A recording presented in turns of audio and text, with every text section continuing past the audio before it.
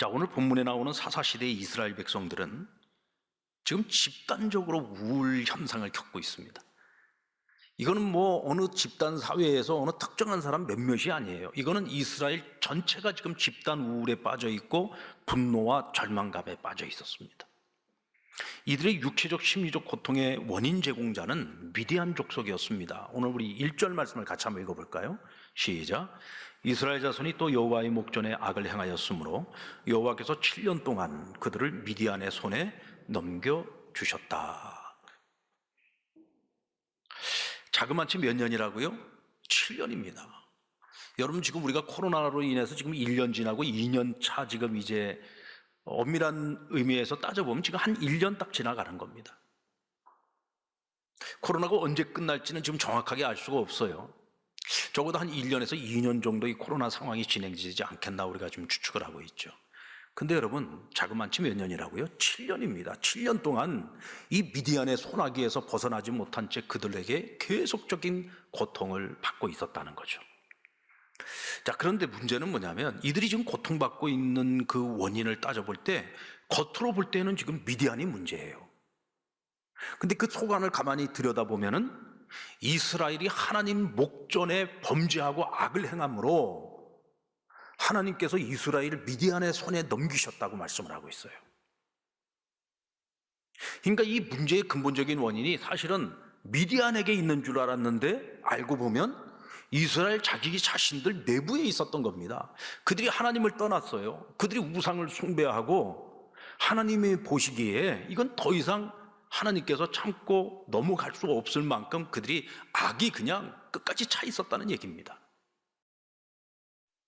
그 결과 이스라엘은 어떻게 되었습니까? 자신들의 거주지를 빼앗기고 산으로 들어가서 웅덩이를 파고 또 굴을 만들고 산성을 만들었다고 했어요. 늘 피할 궁리를 하고 살아야 했다는 겁니다. 힘이 없으니까 늘 피할 궁리를 하고 살아야 되는 거예요. 그들이 육체적으로 당하는 고통뿐만 아니라 정신적으로도 거의 패닉 상태에 빠져 있었다는 거죠. 막 우울감이 찾아오고 공허함이 찾아오고 막 미디안의 미자만 생각해도 그냥 막 가슴 속에서 막 불끈불끈 막 화가 치밀어 오르고, 그런데 자기들이 가지고 있는 힘이 없다 보니까 어떻게 해결을 못 하잖아요. 그러니까 절망감만 그냥 가득 차는 거죠.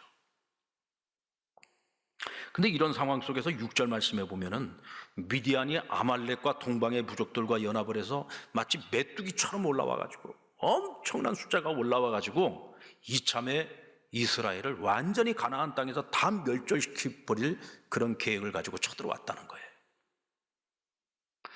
사실 이 가나안 땅은 이스라엘의 땅이 아니었잖아요. 원래가 가나안 거민들이 살고 있던 땅입니다. 근데 하나님께서 이스라엘을 자기 백성으로 삼으시고 그들에게 약속하시기를 젖과 꿀이 흐르는 땅을 주시겠다고 약속을 하신 거예요. 그리고는 그 땅을 차지하도록 하기 위해서 가나안 정복 전쟁을 하게 되는데 하나님이 그 뒤에서 그 모든 싸움을 진두지휘해서 결국은 그 땅에 살고 있는 부족들을 다 내쫓고 그 땅을 차지한 거 아닙니까? 하나님의 은혜로 차지한 땅이잖아요. 근데 이 이방 민족들의 입장에서 보면 자기들 땅을 빼앗긴 겁니다. 근데 지금 이스라엘은 어때요? 전혀 힘이 없어요. 이미 추락할 대로 추락해 있는 상황입니다. 근데 지금 그들은 승승장구하고 있거든요. 그러니까 이참에 우리가 힘을 합쳐가지고 이 이스라엘을 갖다 완전히 다 내쫓자. 그리고는 쳐들어왔다는 얘기입니다. 근데 지금 이 상황을 가만히 살펴보면 이 전쟁은 이미 시작도 하기 전에 끝난 전쟁입니다. 왜냐하면 이스라엘은 이미 전의를 다 상실했어요. 자포자기 상태였습니다. 그런 사람들이 어떻게 싸움을 할 수가 있겠습니까? 이 싸움은 이미 진 싸움이라고 할 수 있죠. 자, 이와 같은 절망적 상황에서 이스라엘은 이제 선택을 해야지 돼요. 그럼 어떤 선택을 해야 되느냐? 그냥 이대로 자포자기하고 끝내버릴 것이냐? 아니면 지금 우리가 감당할 수 없는 위기이기는 한데 이 위기를 오히려 전화위복의 기회로 만들 것이냐? 둘 중에 하나입니다. 여러분, 우리도 역시 마찬가지 아닙니까? 우리에게도 오늘 이 미디안이 겪고 있는, 우리는 지금 코로나 블루를 겪고 있지만 미디안은 지금 이스라엘 백성들은 미디안 블루를 겪고 있는 거죠. 오늘 우리도 지금 이런 코로나 블루 상황 이런 것들을 지금 경험을 하고 있어요. 뿐만 아니라 다른 인생에 여러 가지 찾아오는 많은 문제들로 인해서 우리가 어려움이 있다고 칩시다. 지금 도무지 길이 보이지 않아요. 막 절망감만 밀려오고 있고 다 포기하고 싶은 마음들이 있습니다. 그렇다고 여러분 우리 인생 포기할 겁니까? 결국 내가 포기할 거냐? 아니면 아무리 힘들어도 내가 이것을 기회로 삼아서 다시 하나님께서 화가 복이 되도록 만들어주시는 은혜를 경험할 거냐? 이 둘 중에 하나를 선택을 해야죠. 여러분들 어떤 길을 선택할 겁니까? 다행스럽게도 이스라엘은 다시금 그들이 하나님을 찾기 시작하고 하나님을 부르짖기 시작했다고 했어요. 그래서 그들에게 찾아온 이 미디안 블루를 재앙이 아닌 축복의 기회로 바꾸었습니다. 사실 미디안으로 인해서 이스라엘이 고통받은 세월은 7년까지 갈 필요가 없었어요. 최소한으로 치면 한 1년이면 끝낼 수 있었던 거고 길어야 1, 2년이면 끝낼 수 있는 상황이었습니다. 왜냐하면 사실은 처음부터 미디안이 강했던 것이 아니라 이스라엘이 하나님 앞에 악함으로 하나님이 이스라엘을 치기 위해서 미디안을 강하게 만드신 거잖아요. 이스라엘을 교훈하기 위한 것이었고 그들이 다시금 깨닫고 하나님께로 돌아오도록 만들기 위한 것이었어요. 그러니까 이스라엘 백성들이 빨리 깨달았으면, 그들이 조금만 더 빨리 하나님을 찾기 시작했고 하나님께 부르짖기 시작을 했으면 7년까지 갈 필요가 없었다는 거죠. 빨리 끝낼 수 있는 문제를 그들이 7년까지 끌었다는 얘기는 뭐냐? 이스라엘의 영적 상태가 최악이었다는 겁니다. 자신들의 문제가 뭔지를 전혀 알지 못한 채 계속 어떤 문제가 있을 때마다 계속 남 탓만 하고 있었고 하나님 탓만 하고 있었다는 거예요. 6장 13절 말씀에 보면 하나님께서 기드온을 사사로 부르시는 장면이 나오는데, 이때 기드온이 하나님께 항변하는 내용이 나옵니다. 우리 같이 한번 읽어보겠습니다. 시작. 기드온이 그에게 대답하되 오 나의 주여 여호와께서 우리와 함께 계시면 어찌하여 이 모든 일이 우리에게 일어났나이까. 하나님이 우리와 함께 하시는데 어떻게 우리에게 이런 일이 일어날 수 있습니까? 어떻게 우리를 이렇게 참담하게 만들 수가 있습니까? 저 하나님께 모든 탓을 돌리고 있는 거잖아요. 저 하나님을 원망하고 있는 거죠. 아마도 이 마음은 기드온뿐만 아니라 이스라엘 백성들 전체의 마음이었을 겁니다. 오늘을 살아가는 우리들도 역시 마찬가지잖아요. 내가 감당할 수 없는 어떤 불행한 일들이 생겼을 때 하나님, 내가 정말 하나님 잘 믿어보려고 그렇게 애를 썼는데, 내가 하나님 앞에서 살아가려고 그렇게 애를 썼는데 어떻게 나에게 이런 일이 일어날 수 있습니까? 나도 모르게 원망이 나오죠. 나도 모르게 하나님께 불평이 나올 수 있어요. 근데 여러분, 우리가 잘 알지 않습니까? 남 탓하고 하나님 탓만 한다고 해서 답이 나옵니까? 결국 이스라엘이 7년의 고통을 끝낼 수 있는 방법, 오늘 이 현재의 절망을 또 축복의 기회로 바꿀 수 있는 유일한 길, 유일한 방법 하나가 있습니다. 자, 우리 역대하 7장 14절 말씀을 같이 한번 읽어볼까요? 시작. 내 이름으로 일컫는 내 백성이 그들의 악한 길에서 떠나 스스로 낮추고 기도하여 내 얼굴을 찾으면 내가 하늘에서 듣고 그들의 죄를 사하고 그들의 땅을 고칠지라. 이게 뭐 사사시대가 됐든 열왕시대가 됐든 시대를 불문하고 항상 이스라엘에게 찾아오는 여러 가지 재앙과 환난들을 보면은 그건 다 하나님과의 관계가 깨어졌을 때 생긴 일들이에요. 결국 그들에게 찾아온 위기를 전화위복의 기회로 바꿀 수 있는 방법, 화를 복으로 바꿀 수 있는 방법, 그것은 오직 한 가지, 여기서부터 시작을 해야 되는데 바로 여기가 뭐냐, 이 출발점이 뭐냐, 하나님과의 관계 회복이에요. 관계가 깨졌었는데 우리에게 찾아온 재앙이라면 관계를 회복하지 않고는 이건 방법이 없는 거죠. 관계를 회복해야 돼. 그러면 어떻게 이 관계를 회복할 수 있습니까? 그들의 악한 길에서 떠나야 된다 그랬어요. 그들의 악한 길에서 떠나기 위해서는 먼저 필요한 것이 뭐냐? 자기를 점검해 봐야죠. 자, 우리에게 이런 재앙이 찾아왔어요. 이런 환란이 찾아왔어요. 이때 우리가 제일 먼저 해야 될 일이 뭐냐? 이 재앙이 왜 찾아왔는가? 문제가 무엇일까? 하나님과의 관계 속에서 먼저 나 자신을 돌아보고 점검해 볼 필요가 있죠. 나에게 이런 문제가 있어서 하나님 우리에게 이런 재앙을 내리셨다고 한다면은 제일 먼저 해야 될 일이 뭐냐? 오늘 우리에게서 하나님이 기뻐하지 않는 잘못된 생각, 잘못된 습관, 우리 안에 여전히 남아있는 어떤 악한 모습들이 있다면 그것부터 먼저 제거를 해야죠. 아멘입니까? 이스라엘의 입장에서는 먼저 그것부터 해결을 해야 되는 거예요. 분명히 하나님께서 이 아말렉 사람들의 신을 두려워하지 말라고 했는데 그들은 이 땅의 신인 아말렉 사람들의 신, 미디안의 신을 두려워했습니다. 그래서 그들은 하나님만 섬긴 것이 아니라 이런 우상을 같이 모셔다 섬긴 거예요. 바알을 섬기고 몰렉을 섬기고 하나님이 가장 가증하게 여기는 우상숭배를 저지른 거죠. 그렇다면 그것을 먼저 제거를 해야지 되는 거예요. 그래서 나중에 하나님께서 사사 기드온을 세워가지고 그를 사용하실 때 기드온이 제일 먼저 한 일이 뭡니까? 자기 아버지 집에 만들어 놓은 우상의 신전을 그걸 다 제단을 다 허물어 버리잖아요. 그것부터 먼저 시작을 해야 되는 거예요. 하나님이 원치 않는 것들부터 먼저 우리의 삶 속에서 도려내고 그것부터 먼저 제거를 해야지 되는 겁니다. 그리고 나서 하는 일이 뭐냐? 겸손하고 낮아져서 하나님의 얼굴을 찾기 시작하는 거예요.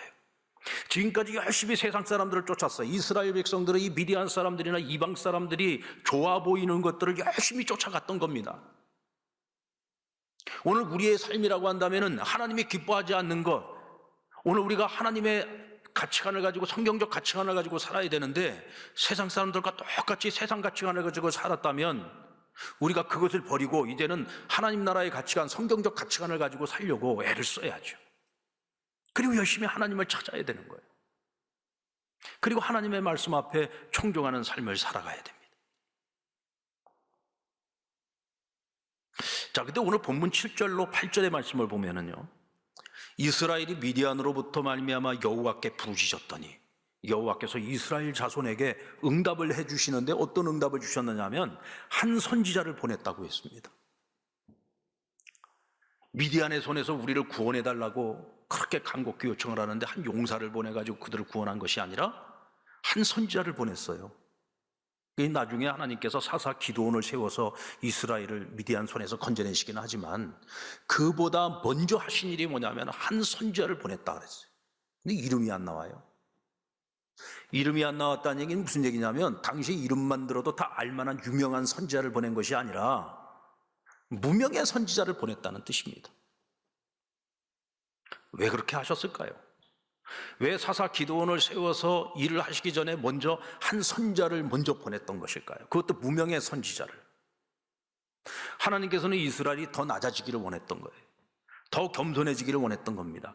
한 무명의 선지자가 아니라 한 어린아이를 보내서 말씀을 하더라도 이 이스라엘 백성들이 더 낮은 마음을 가지고 더 겸손한 마음을 가지고 그 말에 귀를 기울이고 하나님의 음성을 경청할 수 있는 그런 마음, 낮은 자세를 그들이 갖기를 원하셨던 거죠. 그래서 이 선지자를 통해서 그들이 가지고 있는 이 문제의 근원이 무엇인지를 말씀해 줍니다. 그것은 너희의 죄악 때문이고 무엇보다도 너희가 하나님의 목소리를 듣지 아니하였다라고 말씀을 하고 있습니다. 그래서 오늘 10절 마지막 절에 보면은 너희가 내 목소리를 듣지 아니하였느니라 라고 말씀을 하고 있어요. 너희가 내 목소리를 듣지 아니하였다. 여러분들, 하나님께서 이 한 선지자를 보내기 전에 7년 동안에 하나님이 한 번도 선지자들을 통해서 말씀 안 하셨을까요? 우리 하나님은 그런 하나님이 아니죠. 이 백성들이 아무리 악행을 저지르고 있어도 하나님은 그들이 돌아오기를 원하시니까 이런저런 선지자들을 통해서 계속 말씀하시고 또 여러 가지 사인을 통해서 미디안으로부터 계속 고통받는 그 세월 속에 계속 말씀하고 계시지 않았겠어요? 근데 이들이 하나님의 목소리에 관심도 없고 전혀 듣지도 않고 들어도 순종하지 않아요. 그것이 이들의 문제였다는 거죠. 그런 선지자들을 통해서 왜 이 부분을 지적을 하고 계시느냐?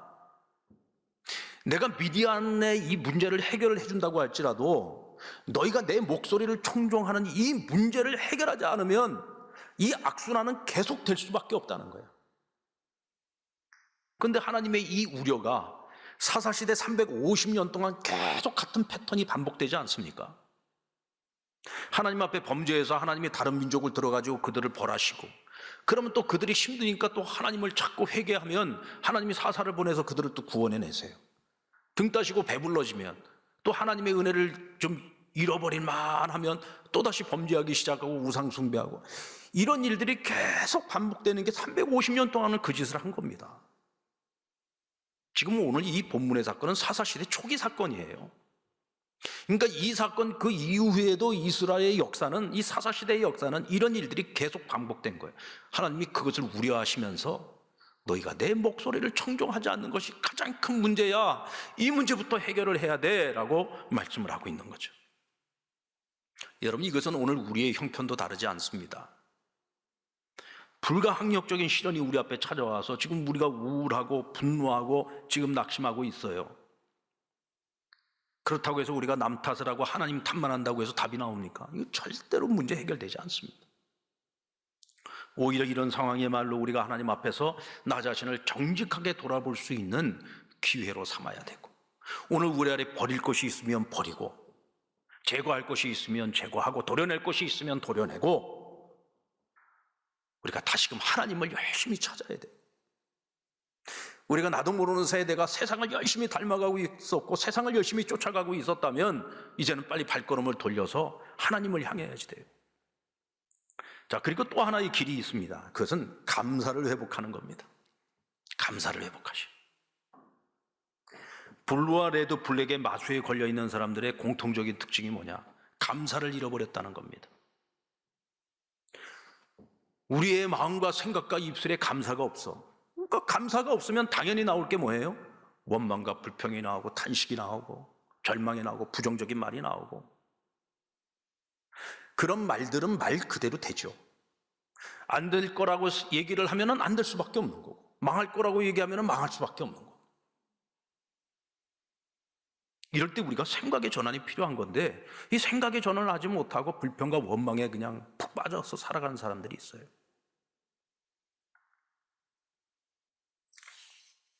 무명의 선지자를 통해서 하나님 주신 말씀을 잘 들어보면 너희가 내 목소리를 청종하지 않았기 때문이다 라고 원인을 말씀해 주셨지만, 그것보다 앞서서 먼저 그들에게 상기시켜 주신 것이 있습니다. 이 상기를 시켜준다라고 하는 것은 뭐냐면 우리가 잊어버리고 있었던 기억을 하나님께서 다시 소환시켜 주시는 거예요. 다시 말하면 우리가 하나님께로부터 받았던, 이전에 받았던 많은 은혜들이 있어요. 근데 우리가 그 은혜를 다 잊고 살았어. 근데 하나님께서 그 은혜의 기억들을 다시 소환시켜 주는 거야. 하나님께서 이스라엘에게 그 일을 하신 겁니다. 무엇을 소환시켜 주셨어요? 야, 너희 조상들이 애굽 땅에서 노예 생활하고 있을 때 너희 조상을 누가 구원해 줬어? 그들을 누가 이끌어내어 줬어? 나 여호와 하나님 아니냐? 광야 40년 동안 누가 그들과 함께 동행하면서 광야에서 살아남을 수 있게 해줬니? 내가 해줬잖아. 땅 한 평도 없었던 너희들에게 이 젖과 꿀이 흐르는 이 가나안 땅을 누가 차지하게 해주었어? 내가 해주었잖아. 내가 분명히 그 은혜를, 내가 너희를 위해서 행하였던 그 일들을 반드시 기억하고 내 자손들에게 그것을 반드시 가르쳐서 기억하라고 했는데 너희들 왜 그거 다 잊어버렸어? 너희가 그것을 다 잊어버리니까 감사를 잃어버리고, 감사를 잃어버리니까 하나님을 떠나서 오늘 이 지경이 돼버린 거 아니야. 하나님께서 그 말씀하고 계시는 거예요. 여러분, 사람은 망각의 동물이죠. 잘 잊어버립니다. 근데 저는 또 한편으로 생각해보면 이거는 하나님 주신 축복의 선물인 것 같아요. 왜냐하면 잊을 거는 잊어버려야 돼요. 우리가 과거에 어떤 누구에게 받은 상처가 있다든지 어떤 쓴뿌리가 있다, 이런 것들은 빨리 우리가 잊어버리는 것이 좋은 거예요. 이게 망각이 선물인 거죠, 이런 경우는. 그런데 우리가 꼭 기억해야 될 것들이 있잖아요. 무엇보다도 부모님에게 받은 은혜를 기억해야 되고, 누군가에게 내가 은혜 받은 것이 있으면 기억해야 되고, 무엇보다도 우리는 하나님께 받은 은혜를 기억을 하고 살아야죠.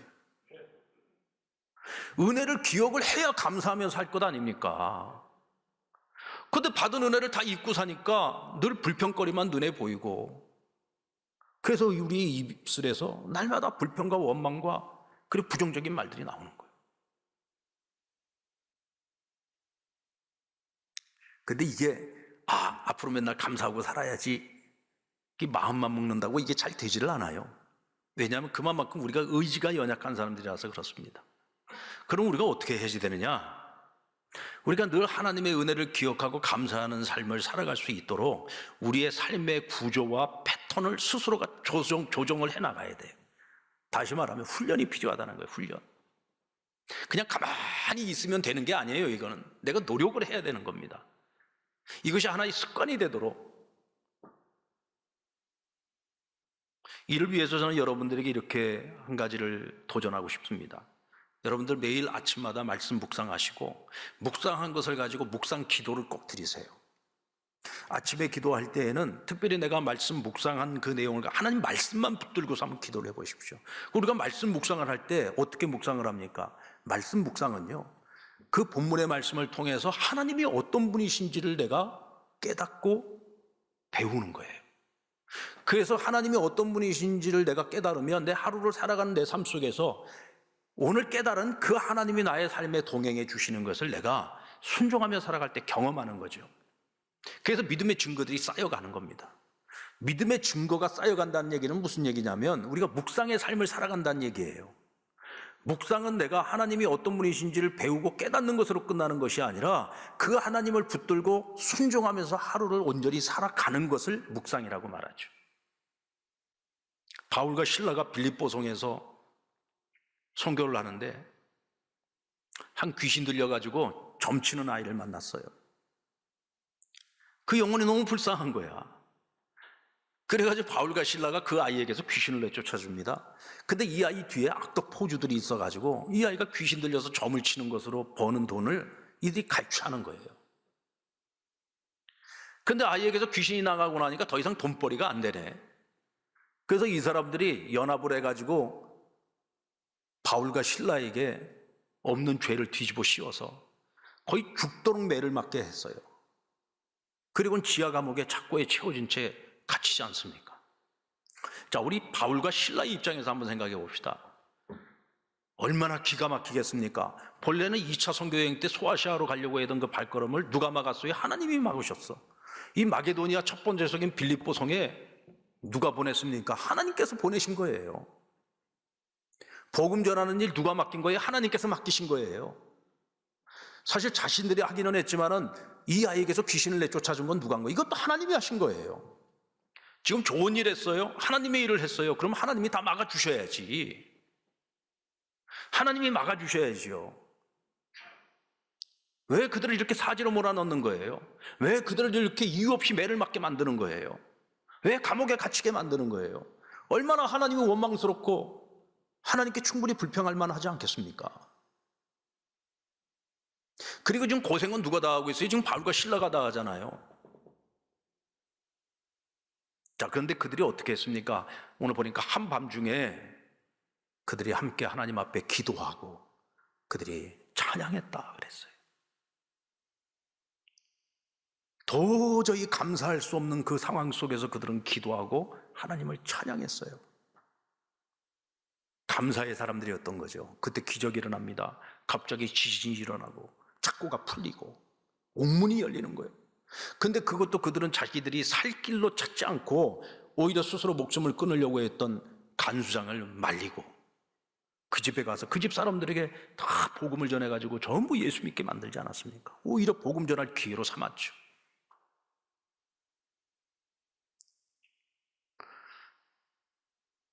여러분들 이와 같은 감사의 사람들은요, 뭐 코로나 블루, 레드, 뭐 블랙 이거 다 말장난이요.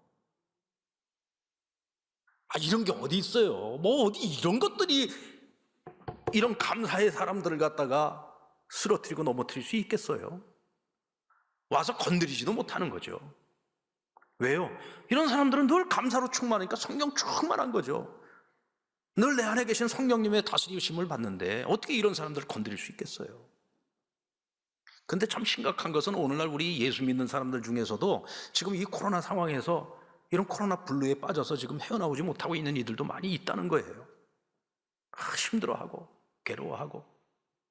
자, 그럴 수 있다고 칩시다. 그런데 우리가 그냥 그 자리에 머물 거냐고요. 그리고 그냥 자포자기할 거냐고요. 그러면 안 되죠. 우리 여기서 벗어나야 돼. 어떻게 벗어날 겁니까? 가장 좋은 방법은 감사하는 거예요. 근데 이게 내 뜻대로 내 의지대로 잘 안 되니까 우리가 저녁마다 한번 감사 일기를 써보고 또 아침에는 말씀 묵상을 하면서 묵상하시는 대로 우리가 나의 그 하나님, 성경에서 발견한 그 하나님을 붙들고 하루를 살아보고 이렇게 내가 열심히 애를 쓰고 노력을 하다 보면 어떤 상황 속에서도 우리가 감사의 삶을 살아갈 수 있게 되는 거예요. 이제 우리 더 이상 뭐 코로나 블루 이런 얘기 우리 하지 마십시다. 우리 뭐 성도들끼리도 내가 요즘 말이야 코로나 블루에 걸려 있는 것 같아. 이런 쓰잘데기 없는 소리 하지 말자고요. 우리가 이제 그런 거에 우리가 정복당하면 안 돼요. 혹시 내가 지금 그런 현상이 있다, 내가 지금 그런 마음의 상태인 것 같다, 그걸 뭐 부끄럽게 여길 것까지는 없어요. 그러나 거기에 머물러 있으면 안 돼요. 오늘 우리가 배운 대로, 오늘 하나님 말씀대로 하나님과의 관계를 개선하고 열심히 다시금 하나님을 열심히 찾으면서 감사의 삶을 살아가면 나중에는 우리가 그럴 겁니다. 아유, 그까짓 거 그거 아무것도 아니었는데 그게 뭐라고 분명히 우리가 그렇게 말하게 될 겁니다. 아멘. 그렇게 될 줄로 믿습니다. 나 하나로 끝나지 말고 다른 사람들까지도 살리고 다른 사람들까지도 건강한 미래로 그들을 이끌어 줄 수 있는 저와 여러분 될 수 있기를 주의 이름으로 축원합니다.